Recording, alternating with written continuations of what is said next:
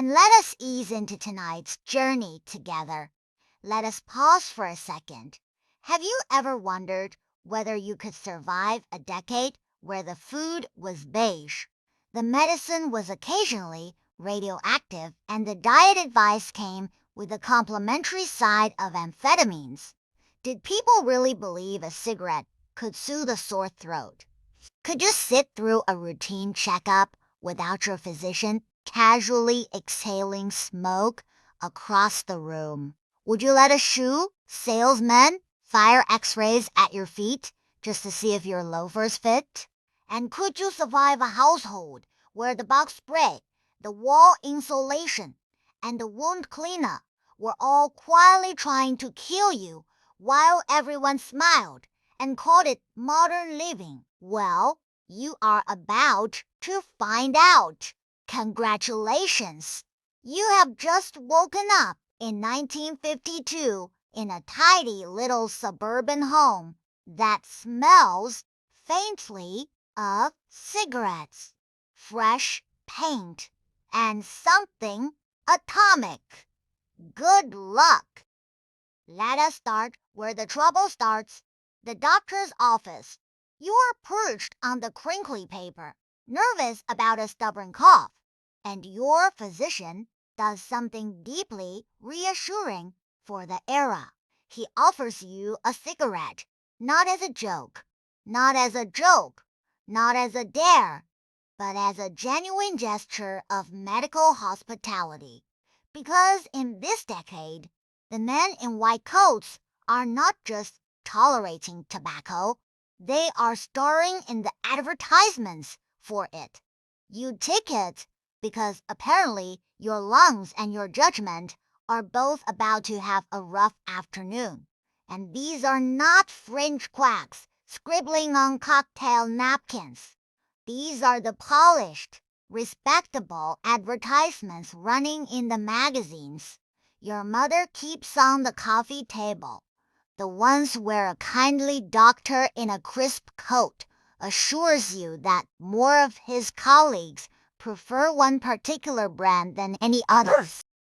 The tobacco companies, you see, have discovered that nothing sells a product quite like a stethoscope draped over it.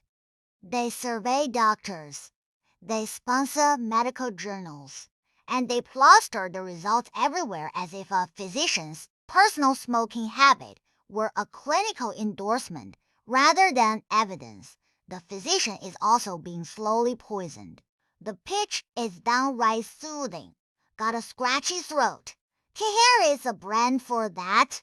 Gentle on the delicate tissues, kind to the precious zone, the magical region of throat and tongue that advertisers invented specifically so they would have somewhere to point. Feeling tense?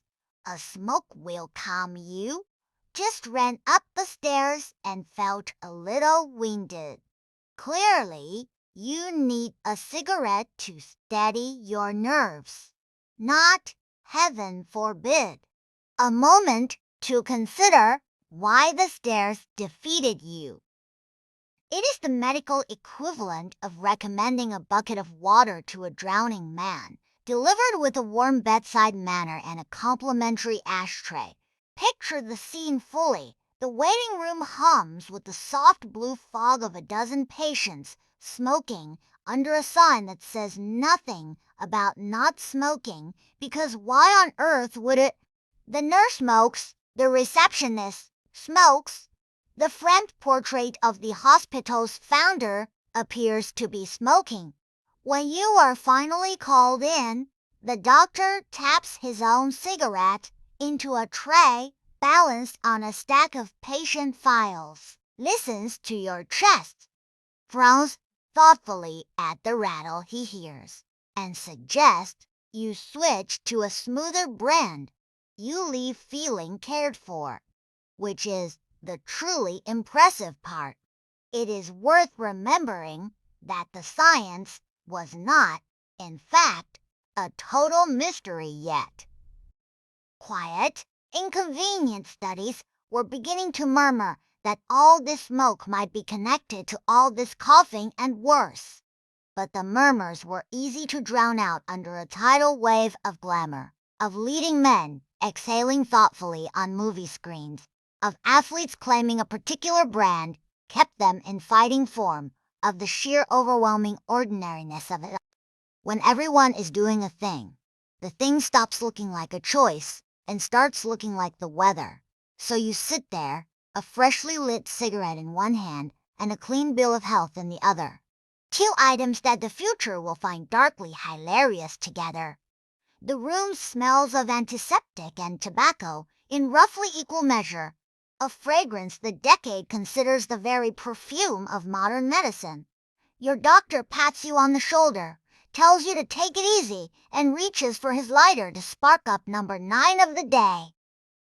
In 1952, the only thing more trusted than your doctor is the cigarette. He is handing you now. Let us talk about dessert.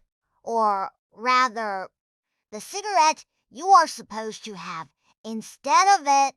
Somewhere along the way, the geniuses of 1950s marketing decided that the secret to staying trim was not vegetables or sleep. It was reaching for a smoke whenever your stomach growled.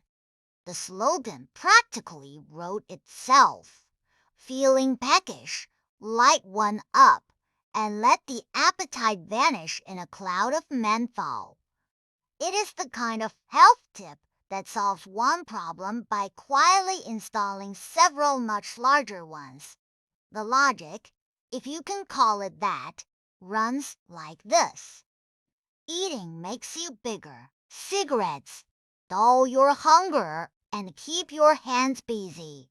Therefore, the advertisers conclude with the confidence of a man who has skipped several important steps.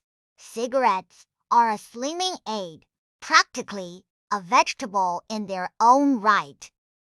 The pitch is aimed especially at women who are reminded in soft, flattering tones that a moment of willpower and a lit match can spare them the horror of an extra inch. Reach for the smoke, not the slice. It is presented not as a vice, but as discipline, the choice of the modern, well put together lady. And so you find yourself at a party surrounded by trays of little cakes and dealed eggs, doing the era's idea of healthy.